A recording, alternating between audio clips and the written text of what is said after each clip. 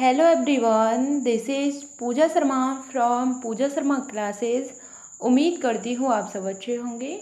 तो आज हम डिस्कस करेंगे आपके साथ बुद्धि चैप्टर को। इसमें हम डिस्कस कर रहे हैं आपके साथ बुद्धि परीक्षण को। बुद्धि का जो वर्गीकरण होता है इनको हम डिस्कस करेंगे। ठीक, तो आपको मेरे साथ जुड़ जाना है। बुद्धि के सिद्धांत, और मैंने आपको यहाँ पे बुद्धि के बारे में आपको बता दिया है। और इनके जो सिद्धांत हैं, द्विकारक सिद्धांत, एक कारक सिद्धांत, यानी कि इनके जो जनक होते हैं, इन सभी को मैंने आपको इससे पहले की वीडियो में बता दिया है। ठीक, तो आप इनको पढ़ सकती हैं।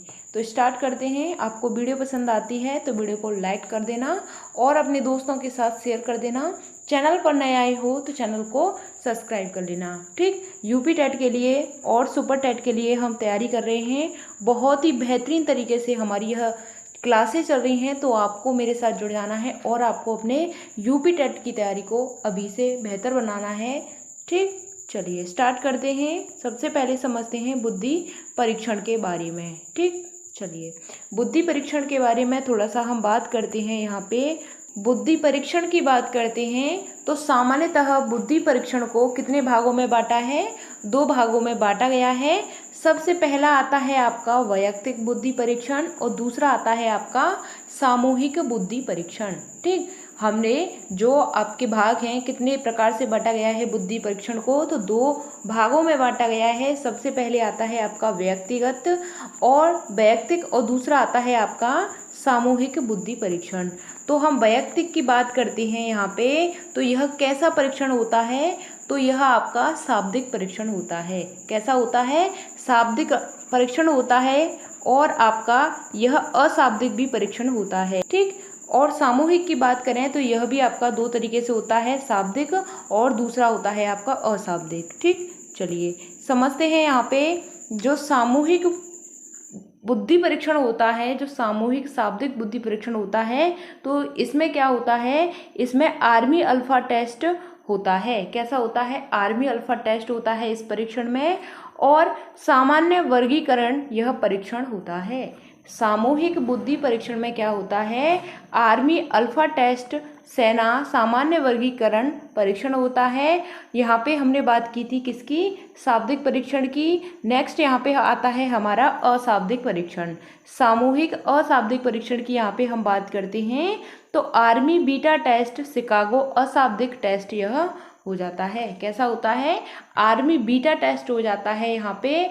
और हमने शाब्दिक की बात की तो आर्मी अल्फा परीक्षण होता है, लेकिन अशाब्दिक में आपका क्या आ जाता है? अशाब्दिक में आपका यहाँ पे बीटा परीक्षण आ जाता है। यहाँ तक बात क्लियर? दोबारा से समझिए। शाब्दिक परीक्षण की हम बात करते हैं।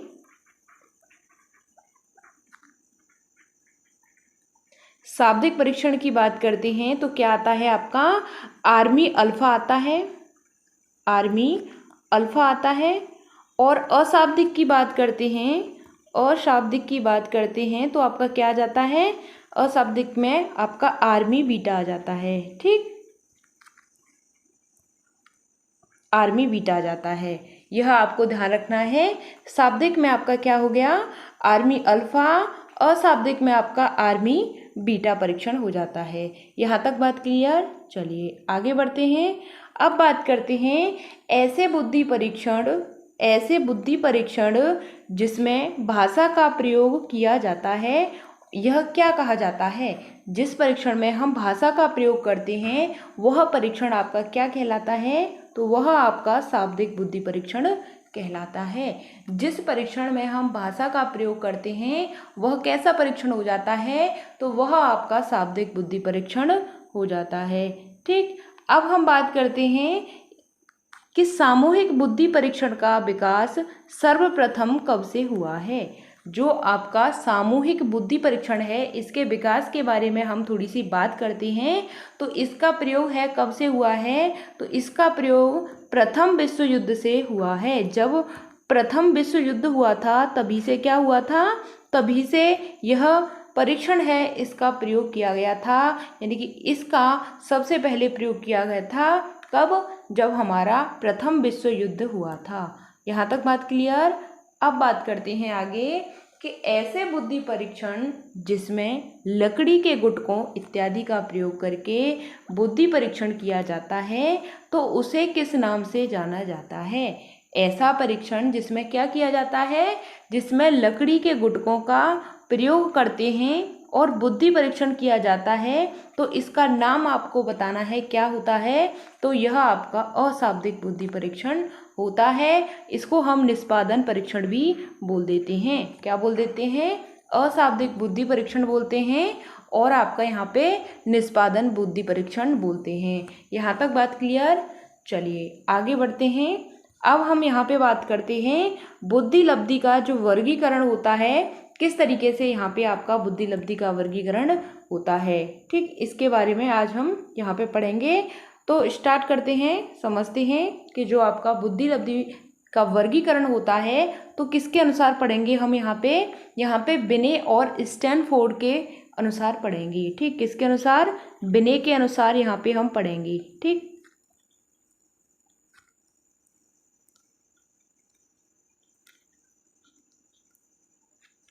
चलिए समझते हैं। जो आपका बुद्धि लब्धि होता है तो जो आपका 140 से अधिक होता है वह आपका क्या होता है, वह आपके प्रतिभाशाली आ जाते हैं। यहाँ पे क्या आ जाते हैं? प्रतिभाशाली आ जाते हैं, जो आपका 140 से अधिक होते हैं।